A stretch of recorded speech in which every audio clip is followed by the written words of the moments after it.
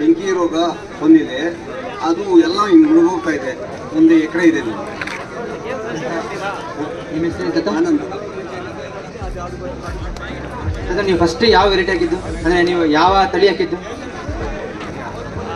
ಈಗ ಫಸ್ಟ್ ನಾವು ಈಗ ಹೇಳ್ತೀವಲ್ಲ, ರೋಗ ಬರೋ ಕಾರಣ ಏನಂದ್ರೆ ಫಸ್ಟ್ ನಾವು ತಳಿನ ಸೆಲೆಕ್ಷನ್ ಮಾಡಬೇಕಾಗುತ್ತೆ. ನೀವು ತಳಿ ಎಲ್ಲಿಂದ ತಗೊಂಡಿದ್ದು? ಫಸ್ಟ್ ರೈತರು ಮಾಡೋದು ತಪ್ಪೇನಪ್ಪ ಅಂದ್ರೆ ತಳಿನ ಪ್ರಮುಖ ಯಾವ ಸ್ಟೋರ್ ಇರ್ತವಲ್ಲ ಅಲ್ಲಿಂದ ತರಬೇಕಾಗುತ್ತೆ. ನಾವು ತಳಿ ತರುವುದು ಎಲ್ಲಿಂದ ತರಬೇಕಪ್ಪ ಅಂದ್ರೆ ಕೃಷಿ ಇಲಾಖೆಯಿಂದ ಕೊಡ್ತಾರೆ, ಅಲ್ಲಿಂದ ತರಬೇಕಾಗುತ್ತೆ, ಅಥವಾ GKVK ತರಬೇಕಾಗುತ್ತೆ, ಅಥವಾ RSK ಅಂತ ಇರುತ್ತೆ ನಿಮಗೆ. ಇಲ್ಲಿ ಈ ರೋಗವನ್ನು ಕಂಪ್ಲೀಟ್ ಆಗಿ ಎರಾಡಿಕೇಟ್ ಮಾಡಕ್ ಸಾಧ್ಯನೇ ಇಲ್ಲ. ನಾವು ನಿಮಗೆ ಅದೇ ಹೇಳ್ತೀವಿ, ನಾವು 3 ತಿಂಗಳು ಇರ್ತೀವಲ್ಲ, ನಿಮ್ಮ ಕೃಷಿ ನಿಮ್ಮ ಹೊಲಕ್ಕೆ ಬರ್ತಿದ್ದ ಈಗ ಒಂದೇ ಕೆಮಿಕಲ್ ಹಾಕಿದ್ರೆ ಬರಲ್ಲ.